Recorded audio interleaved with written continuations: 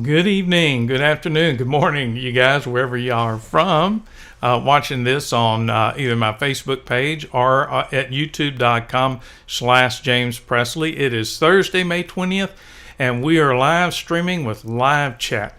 And my guests tonight are actors and singers from Peter Pan's Magical World of Neverland, Sierra Duran, who was Wendy Darling, and Darrell Calk, who was Captain Hook. And we're going to talk about what they have done in the entertainment industry and what they're doing during this pandemic and what their plans are for the foreseeable future. And of course, we're going to be talking all about the 2019 rehearsals when we had the year of Peter Pan, whenever we put together Peter Pan's Magical World of Neverland here in Las Vegas for its premiere performance with Disney's famous reference model for Tinkerbell, Margaret Carey.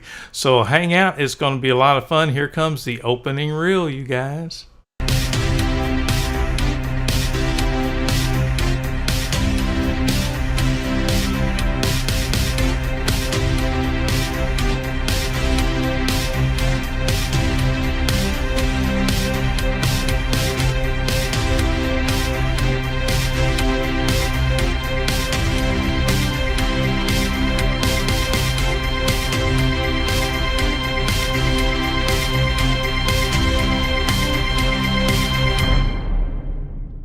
Hey, you guys, how are you doing, Sierra and Darrell?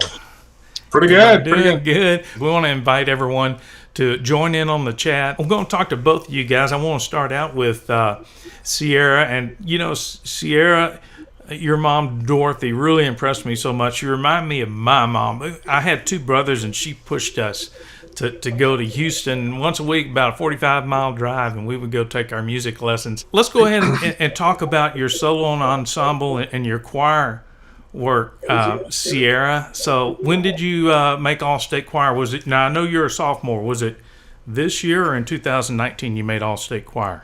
I made All-State Choir this year.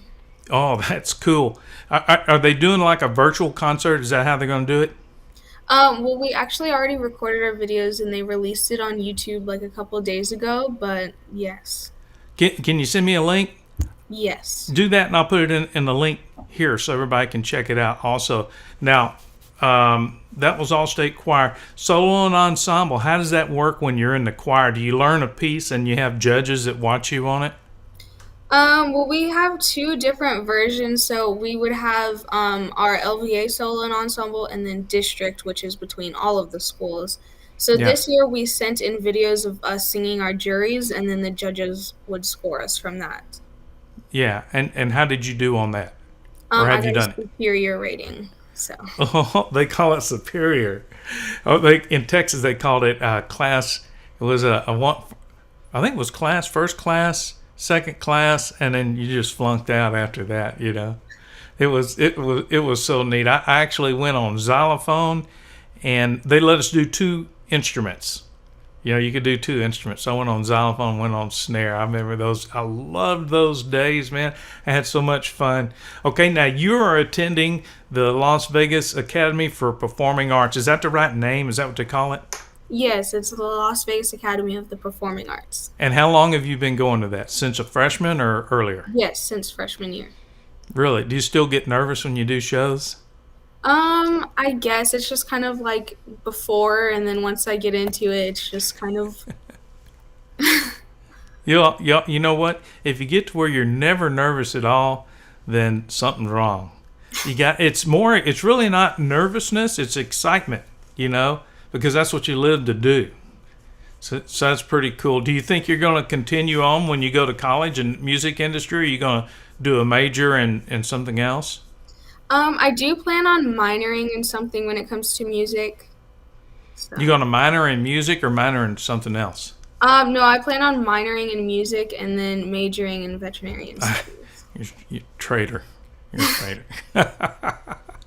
No, that's great. I think that's smart. Now, whenever you auditioned for Peter Pan's Magical World of Neverland, I was looking over the people that were signing up and I was asking questions, and you said that you're going to this school and you were a singer and you named these roles that you played, and I thought, oh my God, that's the one. It's like, nailed it. And you know what? There were actually several kids that were really, really good. It surprised me that were in there. And but anyway, and you're producing your own songs too now, right? Yes. Do you have any of them up on YouTube? Not yet. I'm working on figuring out how to handle all the tech stuff. Oh, okay. Well, just send it over here to me. Do get your mom to call and I'll fix you up a folder because you got to have a video editing program for that. And I'm sure you probably do, but you want to put something up there real quick.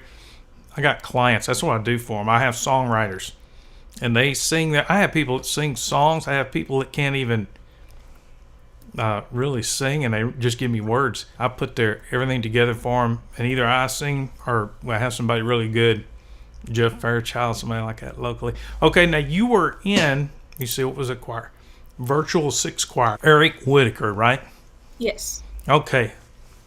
So, okay, now I want to talk a little bit about Virtual Choir 6. We've seen some of these, and I'm going to also put a link to that in our description down below so people can go check that out. Are they going to be doing some more of those? Hey, darling.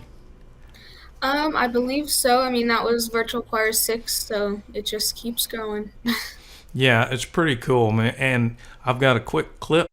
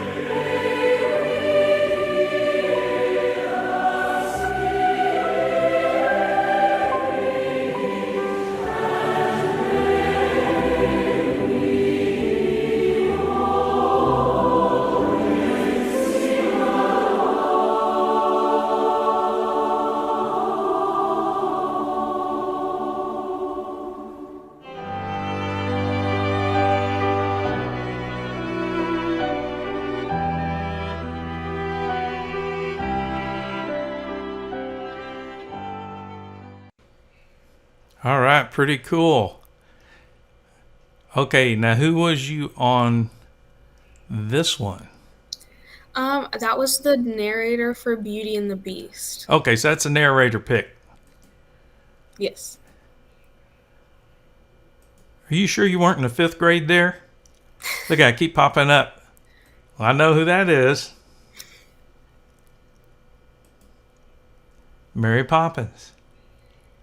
You know what? I'm going to send. There's a friend of mine that I'd like for you to at least meet online, and his name is Robbie Sherman. And when I heard that you did this and you had the lead, that's really, in my mind, it's like, okay, that's who we need to get to be Wendy Darling and Peter Pan.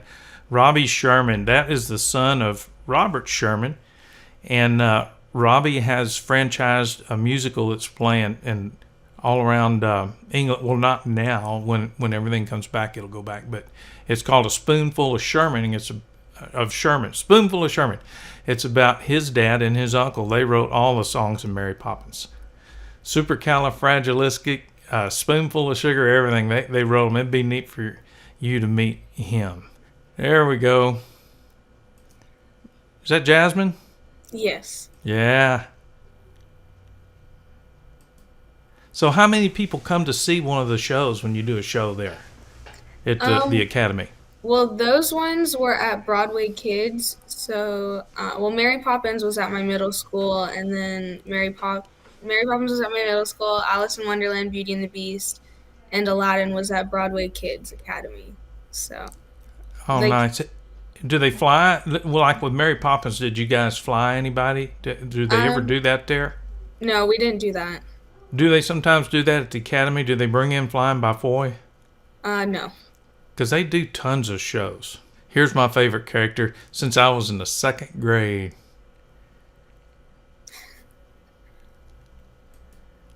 That's Alice. I wanted to come see that.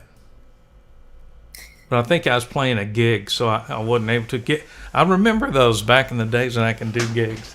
It's kind of weird. The music business, they're supposed to be 100% in most of the casinos next month, starting in June. But I still don't have a lot of people that are booking bands. They're still just booking singles and duos, but production shows are starting to book. So it's like, okay, very interesting. Okay, so let's talk a little bit here with Captain Hook. Now, how have you been doing, Darrell?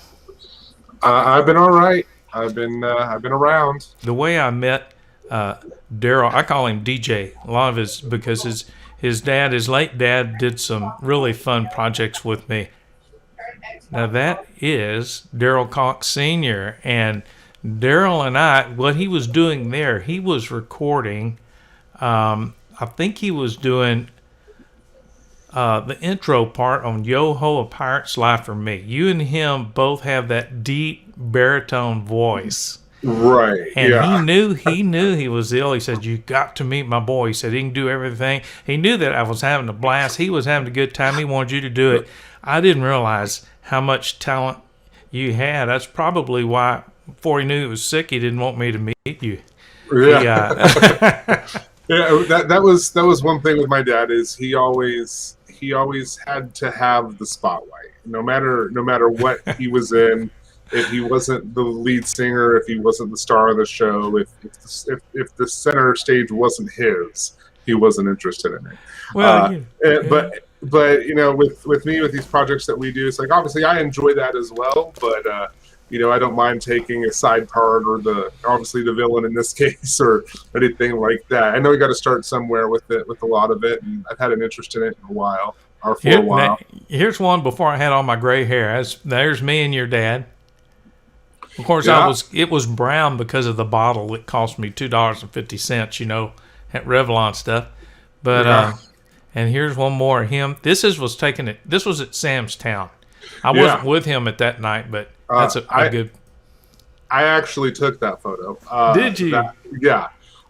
So that's when he was playing in Roxy's Lounge in there at Sam's Town, and we were attempting to get together some promo shots and things for him, and that was just before he got diagnosed with lung cancer. So we were like right at that point, and then so not much happened after that, but that was one of the last shots of him really up on the stage performing before kind of things went downhill. Well, you know what? The projects I do with him, it's almost like Peter Pan.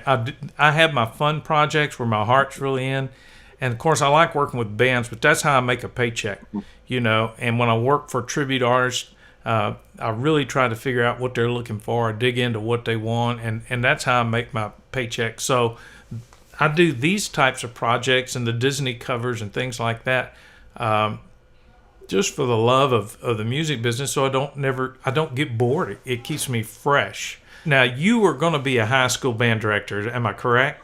Right. Yeah. Well, back when I was in high school, so I should probably give you a little bit of information on mine. I know you're talking about Sierra with Hurst being in high school right now. Fun thing is, I know she's going to the Las Vegas Academy for Performing Arts, which I know was at least I think it still was the former original Las Vegas High School building downtown.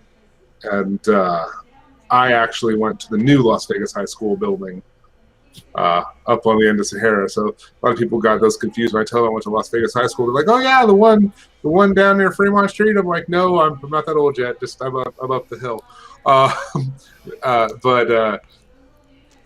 Yeah, I was in high school, and the initial plans were, when I was in high school, it was like I wanted to join the Marine Corps and I wanted to be a band director, but I was way too heavy to enlist, and so I went to college to be a band director. And it was actually my high school band director that talked me out of it. He was just like, it's fun and everything like that. He goes, but if you want to actually have an income during your adult life, he goes, I'd pursue something else. And at the time, what was really popular on TV and as far as like the reality shows was Pimp My Ride. And I'm a really creative person. And so I was just like, well, if I can get paid to, do paint and auto body on cars and make, like candy coated Cadillacs, might as well. And I went to college for a year for that. And that didn't pan out the way I thought because now I'm a computer tech.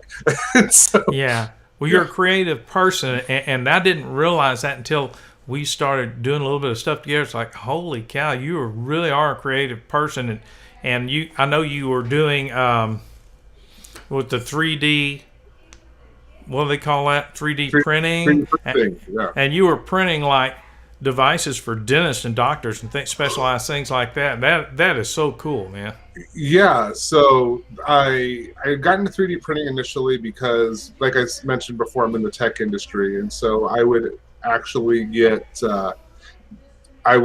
passes to go to the Consumer Electronics Show. And one year there was a team there from a company called MakerBot, and they had this machine called the Cupcake CNC. It was like the first home 3D printer that you could get, and it was still outrageously expensive for this unit. It was literally, it was a laser cut wood box with some like garage homebrew mechanics in it that would 3D print something in plastic. But at the time, there was nothing like it.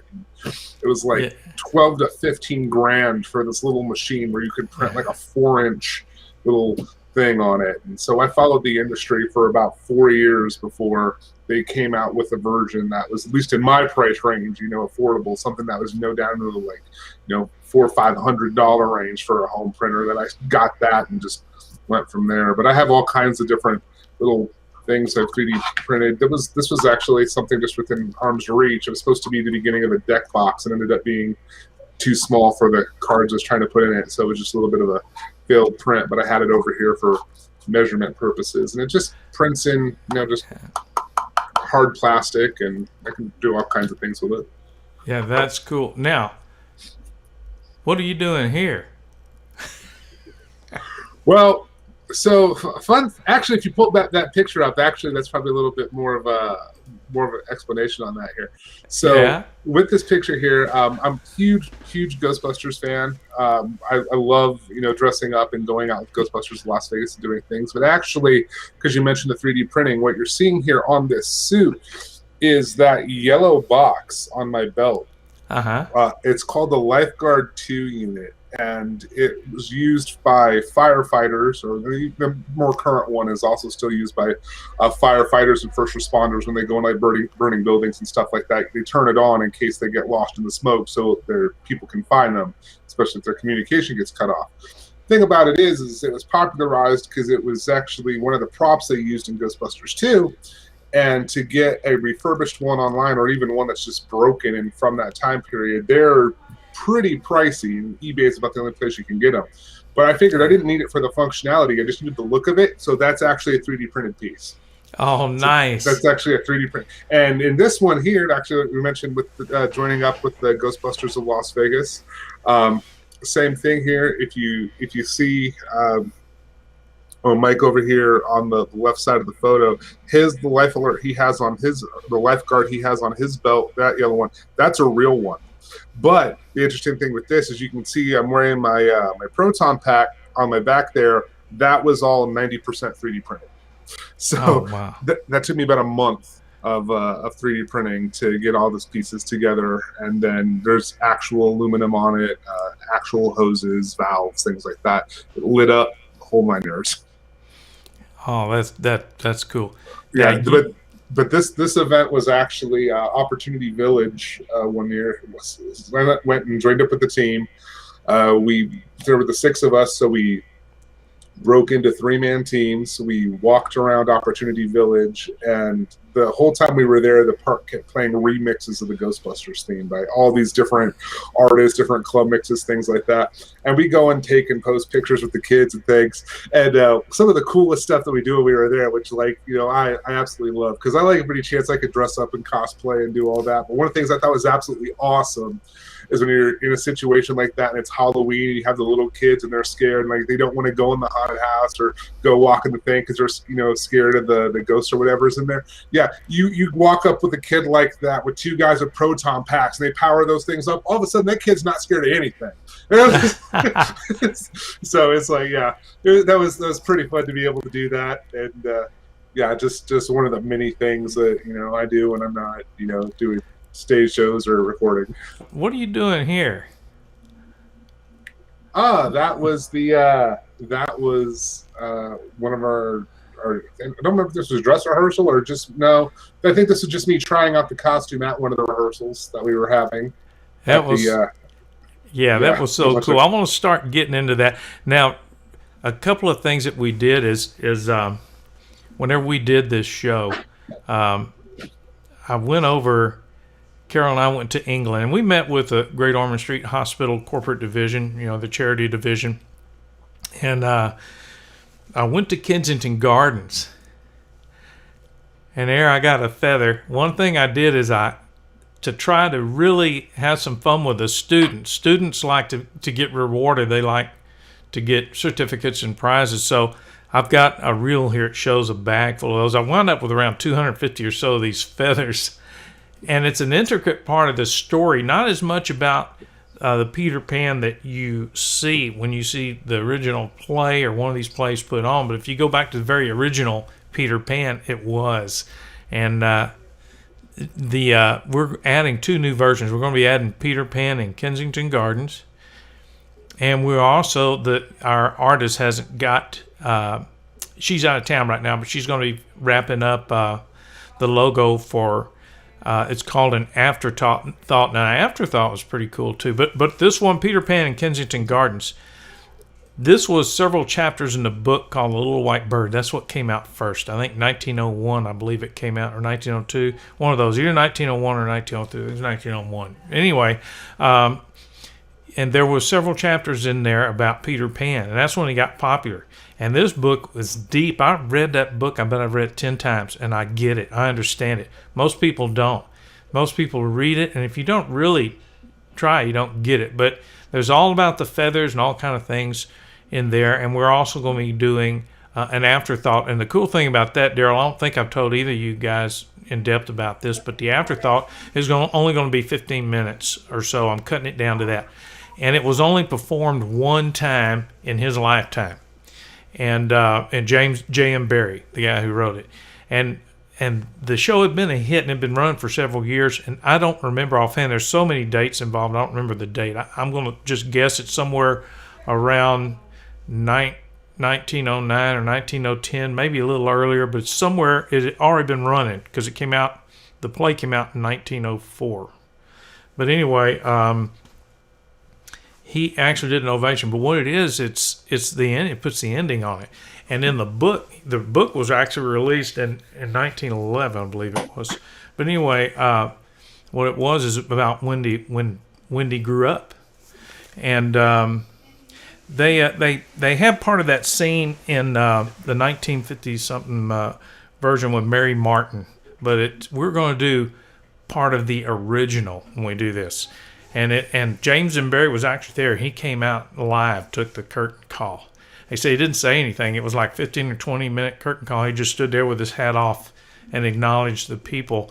And it basically what it is about is, in the book, it's called When Wendy Grew Up. It was called an Afterthought there. And we have some really neat stuff that's going to happen. And one of the things that I want to do for this, Sierra, I want to ask you about this. I am going to do a virtual choir for one of those theme songs. You want to take the lead on that?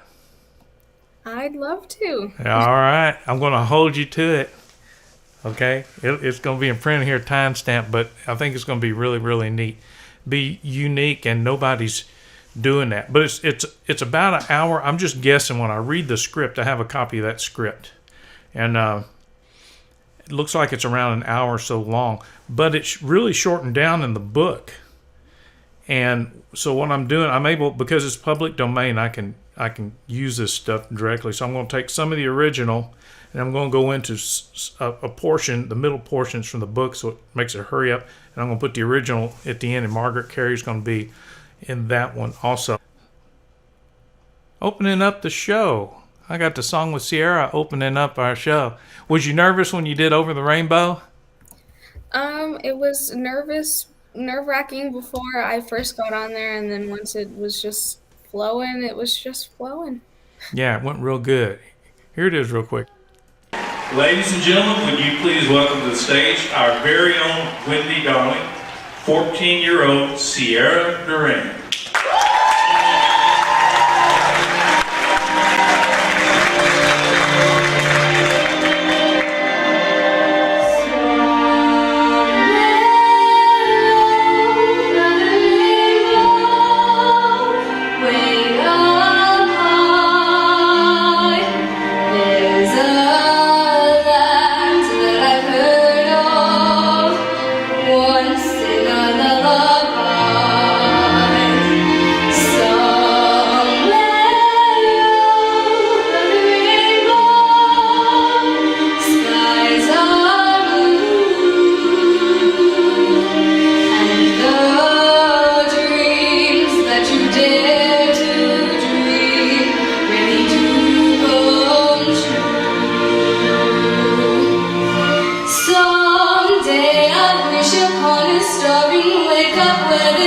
are far behind me.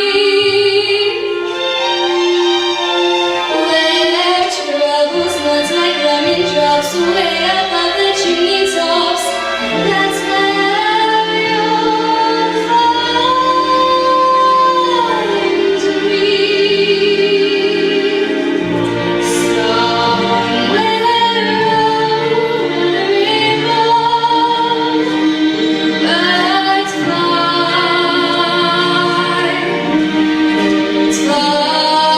over the rainbow, lightning, oh why can't I?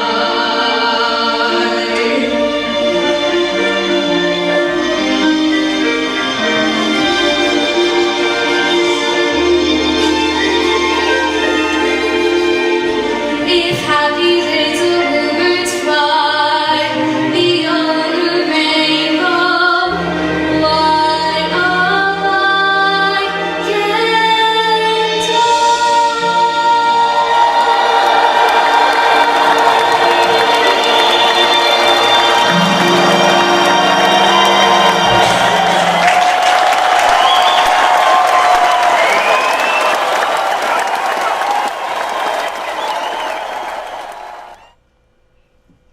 All right. Yeah, great job on that.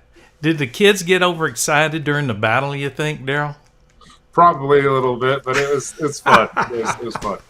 One of the kids told me that one of the little boys got excited, and one of the lady pirates, he kind of whacked her pretty good with his hatchet. Of course, they were made out of styrofoam and stuff, but still, it's like, our director, Dr. Duvall, she kept saying, you guys remember, that you're just playing, just make believe. Here you go. Let me see. This is a battle with Captain Hook, and I'll set this up. What's happened here is Tiger Lily has been captured, and they are tying her to on Marooner's Rock. This is the first time that Captain Hook makes his appearance in the show. So here we go. We're going to tie the lily on the rack. Look at Sarah, free. Yes, go to her bonds and let her go. Yes, you got it. Good, the captain nowadays.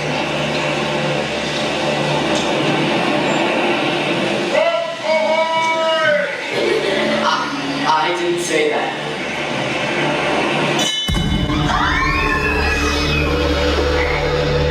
It's the real Captain Hook and he swam to the rock. Mrs. Stockton, let me have that. Something. Those boys have found the mother. What's the mother? Listen! What was that? Where's Tiger Lily? It's alright, Captain. We let her go. What? What?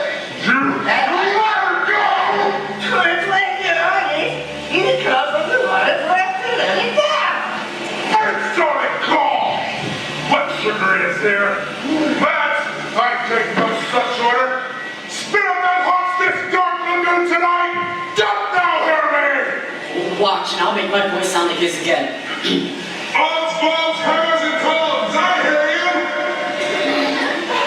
Captain, that sounds like your voice.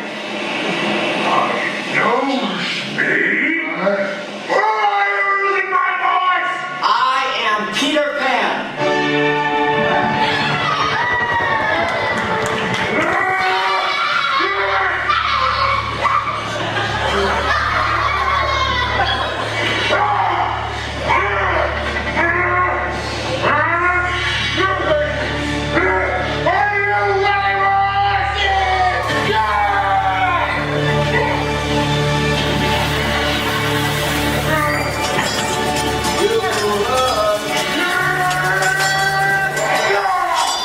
Pretty cool watching that. Oh, there you are, Captain. Got your hat. Yeah. I figured I still hold on to this.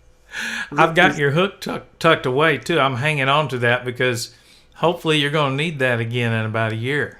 Yeah, I'm looking forward to it. Yeah, this is actually a hat I put together for my Ren Fair outfit as well, because whenever we have those, I actually go as a pirate. But so this is one of the things we were talking about earlier. I actually made as well, to where I just got a flat brim hat and tracked out some feathers. That's an actual silver brooch I got from an antique shop. Trying to get as close to a period as I could, and then I couldn't actually find a hat band for a hat this large. So what this actually is the closest styled toddler's belt that I could find to fit there, but it just happened to be the right style to fit in and be period accurate for that. Yeah, you know that Captain Hook was not in the original script. Did you know that? No, I didn't. Okay, here's how he got in there. Originally, this Peter Pan in Kensington Gardens, he had not gone to Neverland, right? It was a different thing. All these things, they called it lockout time. They closed Kensington Gardens, this big park like Central Park. They would close it at like 4:30 or 5, right? And that's when all the fairies and everybody would come out, and there was a story that Peter Pan lived in there, and everything has about Peter Pan. So this book became a hit, and several years later they printed these chapters and called them Peter Pan in Kensington Gardens. So that's what we're doing the show on. So it was actually taken out and done separately. But what happened when he had a hit, he started writing his play, right? So I think in 1901, I think what he did to help him out, in 1901, the play came out in 1904, but I think the book was released in 1901, but also in 1901. I believe that's the year that he took the kids, Celia Llewellyn Davis kids, the 5 kids, took them over, or I don't know if it was all 5, but anyway, I guess they all went. But anyway, they went to a lake, Black Lake Cottage, and he took a really good high-end camera, and he made a photo book, and they played pirates and everything, and he called it, let me see, what he called it? The Boys of Black Lake, the Castaway Boys of Black Lake Island, something like that. Castaway Boys of Black Lake Island. And he took this and he patterned a lot for the play Peter Pan after that. So he made a deal with the guy, what's his name? Fron. Anyway, the guy that was at his theater, and he really wanted to do this. And James and Barry was a little bit worried that it was going to be a flop, but of course it wasn't. It was huge. So anyway, they start rehearsing. Well, it came out in 1904. He was still writing it in 1903. You know what? I take it back. It was probably 1903 when they... Did I say that? Anyway, I think it was 1903. It's too many years for an old guy to remember. I think it was 1903 that he took them to this vacation home at the cottage. So anyway, there was like 35 or 36 pictures in this album. He had one copy for himself and one for their dad. And their dad left it on the train or something like that. But anyway, he took that into rehearsals with him. And Peter Pan was actually a bit of a villain. They didn't need another villain. He was a little bit of everything. Some of the people said he was like as delicate as a moth and as dangerous as a bomb, one of these kind of things. And what happened was a lot of, like when we went in, we had to redo sets, okay? They go in and they're trying to, these big extravagant sets, he's got to rewrite all this stuff. And so they had to do a big scene change. So he's trying to figure out what to do. So he starts going through that book looking for different things he needed. He referred to the book, stuff he did for the kids. And anyway, he played the part of a character called Captain Swarthy, which was basically like a hook. With the kids, he played the part of Captain Swarthy.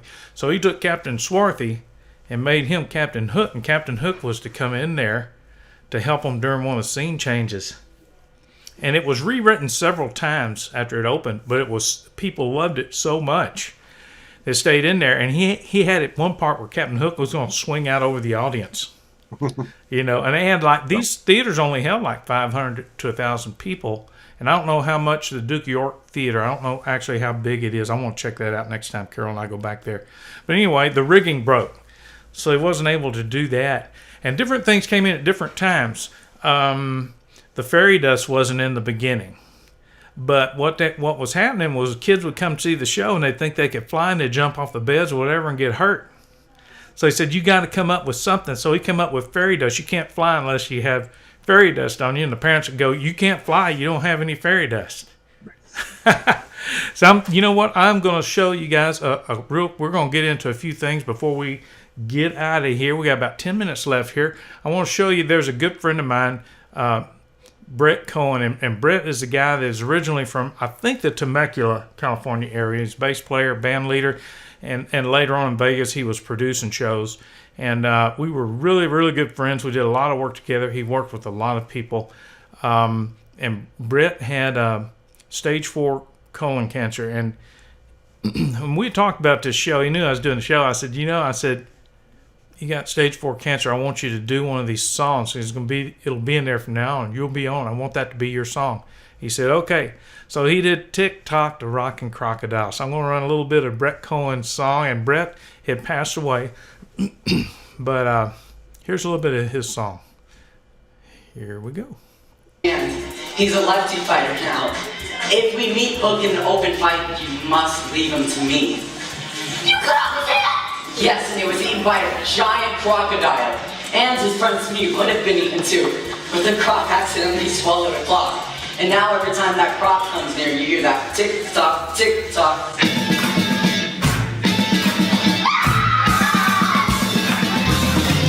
Yeah, tick-tock, rockin' crocodile, and I'm always lurking around. Trying to hook you to look after me, but you always lose my sound. 'Cause I tick and I talk, but I sure do like to rock. Yeah, I'm tick-tock, rockin' crocodile, trying to sneak in from behind. Lick my lips and snap my jaw, 'cause I'm always keeping time. 'Cause I tick and I talk, but I sure do like to rock. That was Brett. A lot of folks don't really understand 100% of how this series has been put together. Peter Pan's Magical World of Neverland is acts. You can call them acts, you can call them episodes, but in theater, you call them acts. They can be like 45 minutes to an hour, each act. And what they're able to do is schools can go in, they pick out, and they're being written for schools. They're not as much dialogue. They're easy songs to sing. They're in the key range of kids, and there's a lot of unison, a little bit of harmony here and there, but doesn't have to have the harmony. So they're really geared up for middle schools and high schools, probably better for high schools. Of course, we're flying the characters.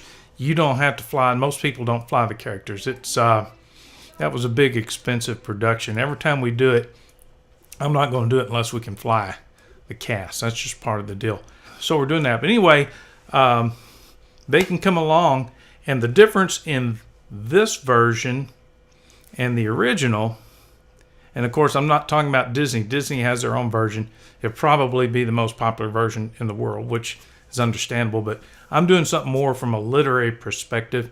So we're reaching back to the original, and they can pick the acts in any order that they want. But the difference, like I was saying, difference is in the original, the Lost Boys came back, and they were adopted, and by the Darling family, they grew up. Well, I'm going to keep them in Neverland. So that's the difference, and that's so you can keep it going. You don't want to have something that's going to end it. Now, the afterthought, or when Wendy grew up, the tag that's going to be 15 minutes. It's an optional tag, and you can do it if you want because it's charming, it's beautiful, and it's something unique because James and Barry did it. But you don't have to do it, you know. Sierra, did you get to talk to Margaret Carey? Margaret Carey was in the show. She was a narrator, and she was a reference model for Disney's. Did you get to talk to her some? Yes, I did. How'd you like it? How'd you like her? She was really nice. What'd y'all get to talk about? I'm gonna pick your brain. It's none of my business. But I think it's cool. It's cool. And I'll tell you about me and Margaret. Just kind of getting to know each other, talking about the show a little bit, and then how she was the reference model for Tinkerbell. Well, I have everybody that knows Margaret has their own unique relationship with her. She just turned 92. She reminds me a little bit of Betty White. She's got all this energy. Right. She's been in the TV industry. Started as a child actress. She was in Spanky and My Gang. If you go back, this was like your great grandparents may have seen that, possibly. Let me see. I'm going to show you. Here's a clip of Margaret when she was, I don't know her age, but this is a movie called If You Knew Susie, and she was a dancer. I mean, a great dancer, which is probably why she's in such good shape. Besides, I know helping take care of her when she comes out. She eats better than anyone I know.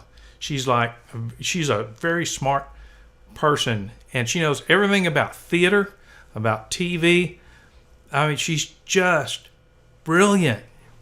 She's incredible. So let me cue this up, and here's a little bit of Margaret. Hey, Sis, I got an idea. Why don't we eat out more? Junior, it costs money. Oh, then how about paper plates? Stop grumbling and do the housework. It's your turn today anyhow. Have you done the upstairs? Done the upstairs? Well, I'd help you, but it's the principle of the thing. After all, a bargain is a bargain. A bargain? You talked me into a bum deal. I think I'll write the folks and see what's keeping them in Washington. Come on, kids. Let's run the number over again. Okay. We better hurry. I gotta get back home before the folks start looking for me. Yeah, we can't let them find you here. Hey, Granny, let's take it a little bit slower. At my age, you're going to teach me how to play the piano? Clinton or Clinton, you're on. The flowers are blooming in Brooklyn. It's a sure sign of romance is king. The man in the moon is humming a tune, and love is a wonderful thing. It's spring, hey, and the boys is chirping loud up in the trees, hey. Between the boys and all them nosy little bees, hey. They're butching up my Brooklyn love song. Grow up, hey, and get wise and dish me up a kiss or two, hey. If a tree can grow in Brooklyn, so can you, hey. You're butching up my Brooklyn love song. Get a load of romance, throw the scenery a glance. There's the moon, there's the river, golly gee. While we're making our plans, and I'm holding your hands, we can watch the barges tow the garbage out to the sea. Look at there, hey, lovers sitting on the stoop, they're pitching woo, hey. Lucky girl, you got that stoop right here with you, hey. And I'm singing you my Brooklyn love song.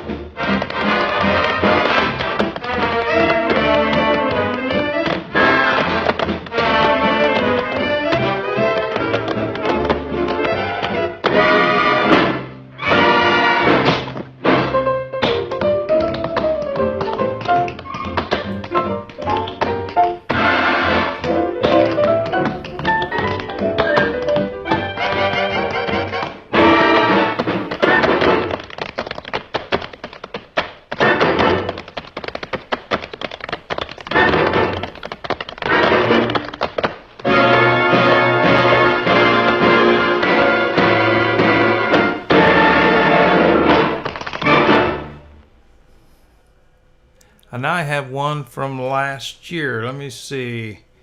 Here we go.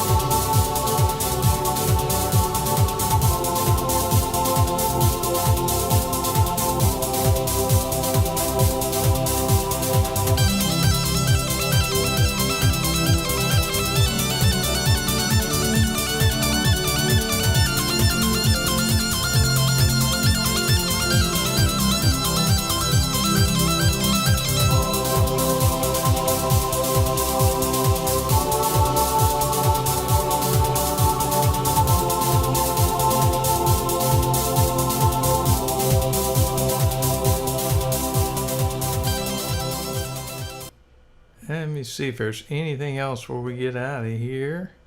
Well, there is this little person. All right. Well, This how is- you doing, young lady? Who do we have here? This is I'll pull up this headset so she can hear it. Say hi, Rosie. Hi. How are you doing? Is your daddy going to let you be in the next Peter Pan theater production? I have no idea. She's old enough now. When we did the last one, she was 3. Oh. But she's 5 now, and she's starting school, and so when she actually watched that production, she was watching it on the live stream, and back then she saw when she saw the idea with the croc chasing me off stage, she didn't understand that it was a play. So she thought the croc was actually chasing her dad off stage. So she was at home crying, like, no, it's going. They had to explain, like, no, it's pretend. So I called her after the show and calmed her down, and so she understood. Oh, that's great. Yeah, and we got to keep Captain Hook. In the original Captain Hook, Peter Pan kicks him over the side of the boat, and the clock had run out on the crocodile, and the crocodile swallows him. So, his time ran out. Mm-hmm. The funny thing is, and that actually reminds me of something else. It's a little bit of a tangent, but it does remind me of another more current pop culture medium. Actually, Ninja Turtles did that. So a lot of people remember it from the cartoons and the movies and everything that it became. Yeah. But in the original Ninja Turtles comic, when they wrote it, they actually defeated Shredder in the first issue. Oh, and wow. Every subsequent issue was a different villain. So Shredder was only in issue 1. and then the Turtles finished him off at the end of the first book. And so they realized, they're like, oh, we should probably keep this guy around a little while. So, yeah, we had to. Films there's some characters. around. Yeah, we're keeping some of the characters too. Tinkerbell is another one at the end. Tinkerbell was no more, but we're not doing that. Margaret and I are actually working together on the new episodes. And I have one more clip I want to show real quick, and it is the finale. And with those words, you can Tinkerbell and the lost boys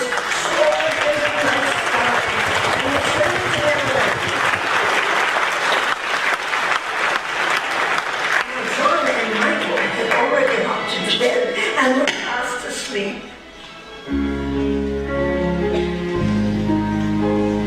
Kiss and hug your mother tight, shining down on you tonight. Second star that's to the right, kiss and hug your mom goodnight.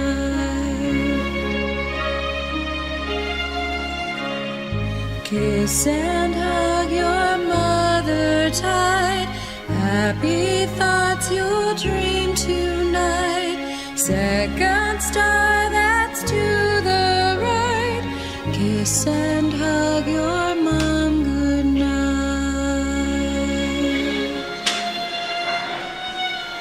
Then Wendy got into bed, and pull all her covers up all at the same time. She slowly closed her eyes, and she began to dream of the adventures that she and her brothers would have when Peter Pan and Tinkerbell returned to take them to Neverland. But of course, that is another story.